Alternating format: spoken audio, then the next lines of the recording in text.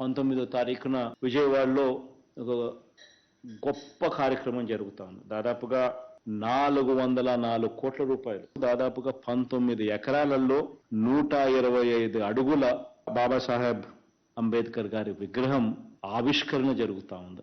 Social justice కు ఒక ప్రతిరూపంగా, నిదర్శనంగా ఈ కార్యక్రమం జరుగుతూ ఉంది.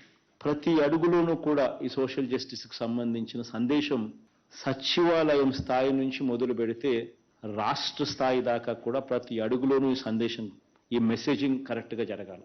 గ్రామ స్వరాజ్యం అంటే ఏమిటి అనే దానికి ఒక అర్థం చెబుతూ, గ్రామ స్థాయిలోనే పరిపాలన అనే దానికి మీనింగ్ అనేది ఏమిటి అని తెలియజేస్తూ, ఒక కరప్షన్ లేని వ్యవస్థ, ఒక వివక్షకు తావు లేని వ్యవస్థ ఏకంగా గ్రామ స్థాయిలో ఈరోజు మనం తేగలిగినాము అనంటే నిజంగా ఒక గొప్ప మార్పు జరిగింది రాష్ట్రంలో.